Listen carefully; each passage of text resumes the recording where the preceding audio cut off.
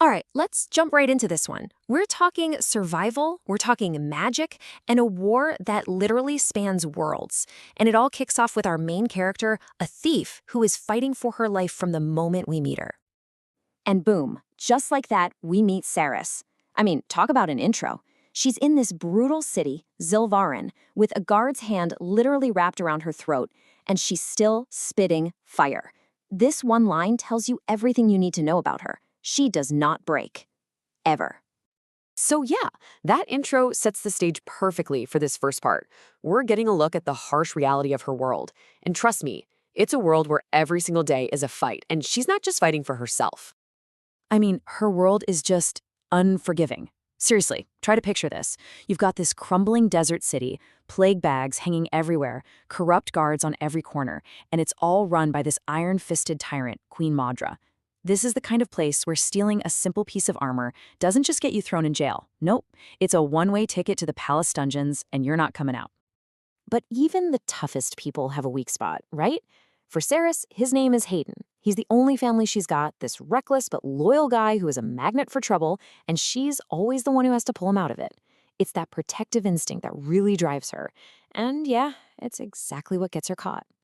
So when she's finally cornered by the Queen's guards, it's like a lifetime of being pushed around, of all that injustice, just boils over. She's done. She's not surrendering. She fights back, tooth and nail, with everything she has. And that right there, that seals her fate. But just when you think you know what's coming next, her punishment takes a turn that nobody saw coming. Her world is literally torn apart, and she's dropped somewhere completely new, from a dungeon floor to, well, you'll see. So she gets dragged before Queen Maudra, and she's not just being punished for theft anymore. Oh no. Suddenly, she's being accused of being a Fae assassin from some mythical land. And this is where it gets really interesting, because the Queen's paranoia starts to reveal this much bigger story. A forgotten war with this ancient beastly race that she claims she defeated ages ago. Right in the middle of her execution, the stone floor just turns to liquid metal. It's wild. And this is our introduction to the story's core magic, this stuff called Quicksilver. It's a substance that can literally open up pathways between worlds. But here's the catch. The ability to use it? Incredibly rare. And out of this swirling, molten gateway steps a figure who looks like he could be death himself. And let's be clear, he's no knight in shining armor. This guy is dark, he's powerful, and he basically pulls Ceres right out of the frying pan and throws her straight into the fire of a whole other war. I mean, can you imagine the whiplash? 1 second she's bleeding out on a grimy dungeon floor, and the next she wakes up in a feather bed in this place called Euvalia, a Fae realm that's so luxurious it's almost blinding. So yeah, she's escaped one prison, but it feels a lot like she's just landed in another, much prettier, cage. And this, of course, is where we properly meet the guy who pulled her through that portal, this magnetic, incredibly dangerous warrior who saved her. But, and it's a big but, she learns really fast that he didn't do it to be a good guy. Nope, he has his own reasons, and they're very specific and very, very selfish. This guy, he has a lot of names, and trust me, none of them sound like hero. We're talking Living Curse, Black Knight. His entire reputation is built on fear and a dark, violent past. He's not the knight who saves the day. He's the monster that knight has nightmares about. And Kingfisher, that's his main name. He makes his motives brutally clear. He tells her straight up, you're a bargaining chip.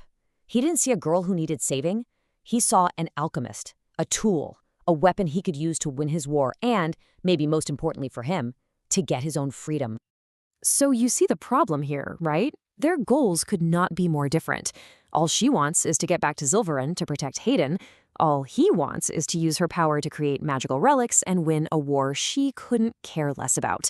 This clash, this is the absolute heart of their very, very unwilling alliance. So what happens when you force two people like this to work together? Well, something unexpected starts to happen.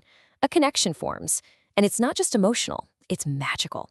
It's dangerously intimate, and it's going to leave a permanent mark on both of them. It turns out, being an alchemist isn't something you can just learn, you know? It's not like picking a lock. To make these powerful magical relics, it's not enough to just channel energy. The process demands a piece of her. It forces a kind of vulnerability and a connection with Kingfisher that goes against every single survival instinct she has ever had. And as they keep working together, as their powers start to intertwine, this bond actually becomes a physical thing. She starts getting these new intricate tattoos appearing on her skin. They're like a permanent visible map of this connection that neither of them wanted. It's his brand, really, of their forced intimacy. And it represents a level of trust that they are both absolutely terrified of. And then comes the big reveal. The devastating secret Kingfisher's been hiding. That Quicksilver he commands? It's not just a tool for him. It's inside him. And it's not a gift. It's a curse. A parasite that gives him all this incredible power, but at a terrible cost. It's slowly, inevitably, eating away at his mind. Okay, so just as their very fragile, very complicated alliance starts to feel like it might be turning into something real, bam! The true, terrifying scale of this war is revealed in one hell of a climax. It all starts when Kingfisher's sister, Everlane, the kind fae who first helped Ceris, gets captured. They're lured into a rescue mission that turns out to be a trap, and what they discover there completely changes the game. They find out that this whole war in Uvalia, it's not a standalone thing. It's just one piece of a much, much bigger and more sinister puzzle. The real enemy isn't just one king or one army. It's a secret alliance. They call themselves the Triumvirate, between the rulers of 3 completely different realms. You've got the Fae, the humans, and get this, even vampires. And guess who's one of the leaders? Queen Madra. The same queen Ceris escaped from. Talk about a small world, huh? So what does this all mean? It means Ceris wasn't just pulled into one war. She has stumbled right into the middle of an ancient conspiracy, a power pact between these 3 rulers that threatens to tear down all of their worlds, not just one. Which, leaves us with one heck of a question. When your enemy is a secret alliance of gods and monsters, an alliance that's been in the works for centuries, what can a thief from the slums and a cursed warrior possibly do to stop them? Is this volatile, unwanted bond between them just another problem? Or is it the only weapon that might actually be strong enough to turn the tide?